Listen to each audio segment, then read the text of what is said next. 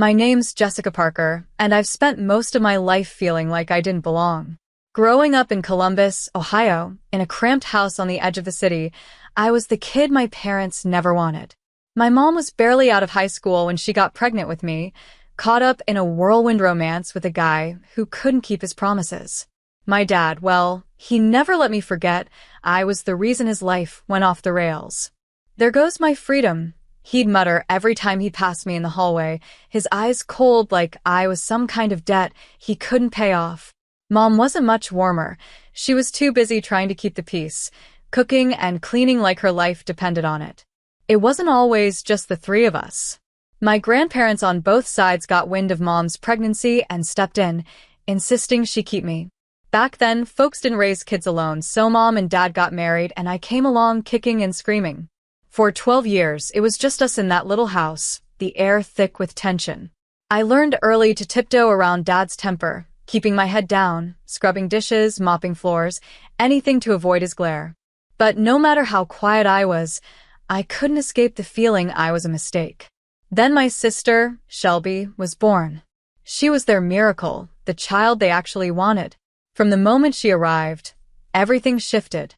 Suddenly, it was Jessica, watch your sister, or Jessica, hush, Shelby's sleeping. Shelby got the new clothes, the shiny toys, the hugs I only saw from a distance. Me? I got hand-me-downs and a list of chores longer than my arm. By the time I was 10, I was cleaning toilets, dusting shelves, and folding laundry while Mom beamed at Shelby's every coup. "Why can't you be more like Shelby?" they'd say, like I was a shadow that didn't quite measure up. The only place I felt alive was the kitchen. It started with my grandmother, who'd sneak me into her tiny apartment on weekends. She'd pull out her old recipe cards, stained with grease and love, and teach me how to make cornbread or peach cobbler. "You've got a gift, Jessie," she'd say, her hands guiding mine as we kneaded dough. After she passed, cooking became my way of holding on to her. In our house, it was my escape. Something about mixing spices, tasting sauces, and watching a dish come together felt like magic. I'd lose myself in it, forgetting the weight of Dad's disappointment or Mom's indifference. One evening, I mustered up the courage to make my grandmother's special sweet potato pie for a family barbecue. My aunt took one bite and gasped, "This is incredible. When did you learn to cook like this?" Mom just smiled, soaking up the praise like she'd spent hours in the kitchen. I stood in the corner, wiping flour off my hands, and mumbled, "Actually, I made it." They laughed, like I'd told a joke. "Jessica likes to help out," Mom said, her voice dripping with fake sweetness. "Isn't that right, honey?" I bit my lip, knowing no one would believe me. I was invisible, as always. By high school, the kitchen was my sanctuary. While Shelby got new dresses and all the attention, I perfected my fried chicken recipe, the one that made even Dad grunt, "Not bad," as he shoveled it down. Coming from him, that was like a standing ovation. But cooking wasn't just about feeding them. It was about dreaming bigger. Every night, I'd lie in my creaky bed, picturing my own soul food restaurant, packed with people smiling over plates of my food. One night at dinner, I couldn't hold it in anymore. "I want to open a restaurant someday," I blurted out. The table went quiet. Shelby smirked, her fork hovering over her plate. "You? A restaurant?" Mom's face twisted with worry, like I'd said I wanted to fly to Mars. Dad didn't even look up from his food. "Restaurants fail all the time," he said. "You'd be broke in a month." I tried to argue. "I'm good at cooking, people love my food." But Dad just scoffed. "They love free food. Doesn't mean they'd pay for it." Shelby chimed in, her voice sugary but sharp. "Maybe you could work at a diner, Jess. I hear they're always hiring." My cheeks burned, but I swallowed the hurt, promising myself I'd prove them wrong. When it came time for college, I had my heart set on a culinary school in Chicago, one of the best in the Midwest. To my shock, Dad agreed to pay for it, but not out of kindness. "This is your inheritance," he said, his voice gruff. "Don't expect anything else. The house, the savings, that's all for Shelby." I should have been hurt, but I was too thrilled to care. Culinary school was my ticket out, my chance to learn from real chefs and turn my passion into something real. I packed my bags and left Columbus behind, ready to chase my dream. Chicago was like stepping into a new world. For the first time, I felt like I belonged. My classmates loved my dishes, my cornbread muffins got snatched up during critiques, and my instructors praised my knack for blending flavors. I'd stay up late experimenting with recipes, tweaking my grandmother's gumbo until it was perfect.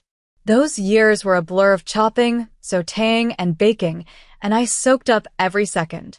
I wasn't just Jessica, the family's mistake. I was Jessica, the chef with a future. But dreams don't pay rent. After graduation, with no savings to my name, I had to move back home to Columbus. The contrast hit me like a brick wall. In Chicago, I'd been surrounded by people who saw my potential. Back home, I was just the help again. The first night back, Shelby smirked over dinner. "So, you're a fancy chef now? Does that mean you'll cook for us all the time?" Before I could answer, Mom jumped in. "That's a great idea, Jessica. You can cook, and Shelby can focus on her studies." Just like that, my culinary degree was reduced to a meal ticket, gathering dust on my shelf. I landed a job as an assistant chef at a local soul food joint, a small place called Mama's Kitchen. The pay was barely enough to cover gas, but it was a start. I'd come home exhausted, my hands smelling of onions and thyme, only to find a sink full of dishes and a pile of laundry waiting. "This is your rent," Mom would say, handing me a list of chores. "You're not a kid anymore." I bit my tongue, knowing arguing was pointless. Every free moment, I was sketching out menus for my dream restaurant, planning every detail in my head. I wasn't going to let their coldness stop me. While I scraped by, Shelby's life was a parade of gifts. The day she started high school, Dad came home grinning like he'd won the lottery himself. "Shelby, come outside," he called. There, in the driveway, was a shiny red SUV, a bow on the hood. "I don't even know how to drive yet." Shelby squealed, her eyes wide. Dad tossed her the keys. "You'll learn, sweetheart. My girl deserves the best." I stood there, my jaw tight, remembering the rusty bike I got at 17 because I needed it for my part-time job.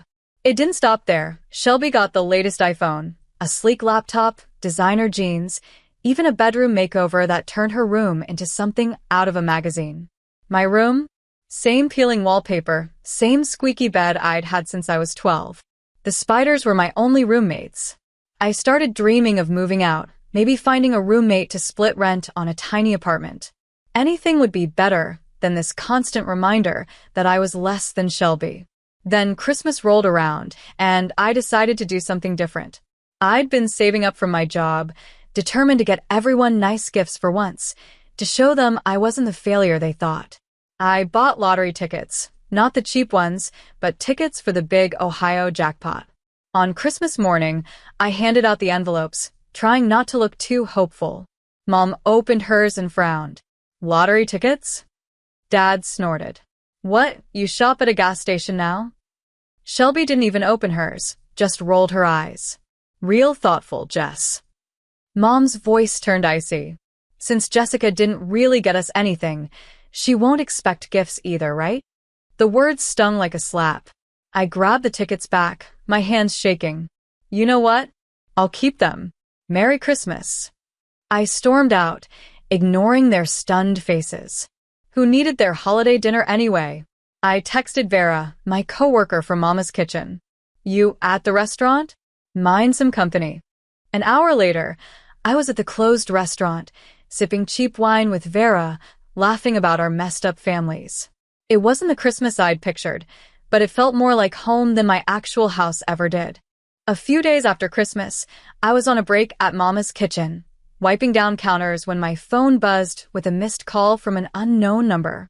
I figured it was a scam and ignored it, but when it rang again, curiosity got the better of me. "Hello, is this Jessica Parker?" a chipper voice asked.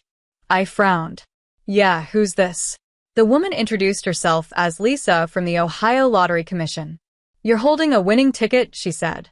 "One of your Christmas tickets matched all the numbers. After taxes, your winnings are $900,000. My knees buckled. I gripped the counter, the world spinning. You're serious? I stammered. She laughed. Dead serious. Congratulations. My mind raced. $900,000. This was it, my chance to open my soul food restaurant, to show everyone what I could do. I could almost smell the cornbread baking in my own kitchen. I rushed home, bursting through the door, too excited to keep it in. You won't believe this, I shouted. Mom, Dad, and Shelby were at the kitchen table, staring at me like I'd lost it. I won the lottery. One of the tickets I got for Christmas. It won $900,000. For a second, no one spoke. Then Shelby's voice cut through, sharp and shrill. That money's ours. You bought those tickets for Mom and Dad. My stomach dropped.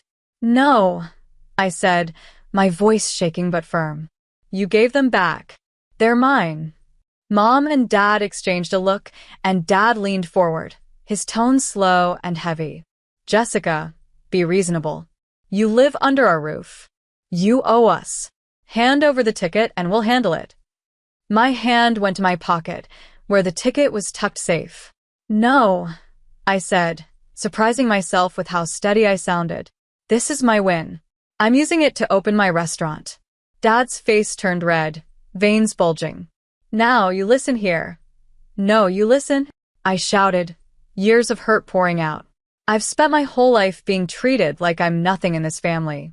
Not anymore. This is my chance, and I'm taking it. Mom's voice was ice cold. If that's how you feel, get out. Now. I looked at them, these people who were supposed to love me, and saw them for what they were. Fine, I whispered. I'm gone. I stormed upstairs, threw clothes and a few keepsakes into a bag. My grandmother's recipe cards, my chef's knife, a photo of us baking together, and walked out. They watched me go, probably thinking I'd come crawling back. They were wrong. My first stop was the lottery office to claim my winnings. The check felt unreal in my hands, like it might vanish if I blinked. Next, I found a real estate agent. I need an apartment, I told her. Something available now. By that evening, I was in a small one-bedroom in a quiet Columbus neighborhood.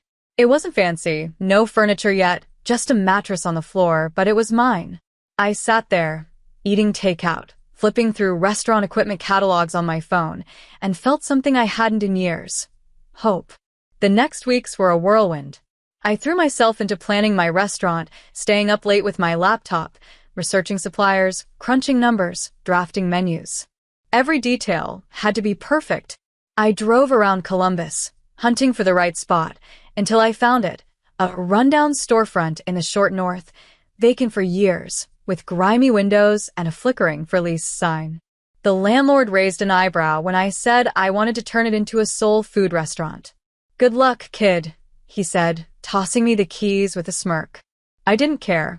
This was my shot. Renovating that place was brutal. I hired contractors, picked out every tile and light fixture, and scrubbed every corner myself. My hands were raw, my back ached, but every nail I hammered felt like a step toward my dream. Opening day came faster than I expected. I stood in my kitchen, surrounded by the staff I'd hired and trained.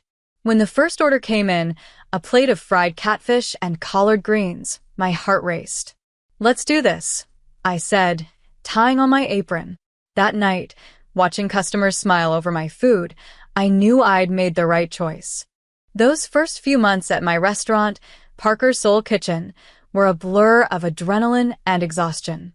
I worked 20-hour days, cooking, managing, even bussing tables when we were short-staffed. Every plate that left my kitchen had to be perfect. My grandmother's recipes deserved nothing less. Slowly, word spread around Columbus. People came for the fried chicken, stayed for the peach cobbler, and left with smiles that made my heart swell. I started a loyalty program, offering discounts to regulars and sneak peeks at new dishes, like my smoked brisket mac and cheese. It was a hit, and soon I had a crew of regulars who felt like family, sharing stories over plates of cornbread. I didn't stop there. I partnered with local couriers to launch a delivery service, making sure every to-go order was just as fresh as the dine-in plates. It was a gamble, Keeping the quality high wasn't easy, but it paid off. Social media became my secret weapon. I posted videos of me in the kitchen, sharing tips on making the perfect roux, or teasing new specials like shrimp and grits. Customers started commenting, sharing, tagging their friends. My follower count climbed, and so did my reservations. 3 years in, Parker's Soul Kitchen was turning a profit. Not a fortune, but enough to make me believe I could do more. Opening a second location was terrifying. I knew the ropes this time, but managing 2 places meant trusting others to carry my vision. I leaned on Marcus, my head chef, and Giselle, my assistant manager, who'd been with me from the start. They kept things running smoothly while I scouted a new spot in German Village, another Columbus neighborhood with charm and foot traffic. The second restaurant was a success, and 4 years later, I opened a third in Dublin, a suburb with a growing food scene. Before I knew it, I was Jessica Parker, owner of a small but thriving soul food chain, the girl who was never supposed to be anything. It wasn't all smooth sailing. There were nights I cried myself to sleep, wondering if I'd bitten off too much. Supply chain issues, staffing shortages, and the constant pressure to keep customers happy weighed heavy. But every time I walked into one of my restaurants, saw my staff laughing, smelled the gumbo simmering, I knew it was worth it. My team, Marcus with his no-nonsense advice, Giselle with her quiet strength, became my real family. They believed in me, and that meant everything. One Saturday, I was in my office at the Short North location, going over budgets for the Dublin restaurant, when my phone rang. The number stopped me cold. It was my parents' house. I hadn't spoken to them since the day I walked out. Part of me wanted to let it go to voicemail, but something made me pick up. "Jessica, it's Mom." Her voice was shaky, not like her usual cold tone. "We need your help. It's about Shelby." Of course it was about Shelby. It was always about Shelby. "What about her?" I asked, keeping my guard up. Dad's voice came on, gruff as ever. "She's in trouble, Jessica. She lost her job. They're saying she stole from the company. No one will hire her. We thought maybe you could give her a job at one of your restaurants." I almost laughed. After everything, after they kicked me out for keeping what was mine, they had the nerve to ask for a favor? But then I thought of Shelby, my little sister, despite all the hurt. Maybe this was a chance to fix something. "Let me talk to her," I said. Shelby came on, her voice small, almost scared. "Jessica, I'm sorry. I really need help." I took a deep breath, weighing my options. "Okay," I said finally. "I'll give you a job, but no special treatment. You mess up, you're out." "Got it." She agreed, her relief palpable through the phone. The next morning, Shelby showed up at the Short North restaurant, nervous but eager. I started her on basic tasks, filing invoices, scheduling deliveries. To my surprise, she threw herself into it, asking questions, taking notes. For the first time, I wondered if we could actually be sisters, not just rivals. Then one night, as we were closing up, Shelby broke down. "I need to tell you the truth," she sobbed. "I didn't steal from my last job. My boss, he came on to me.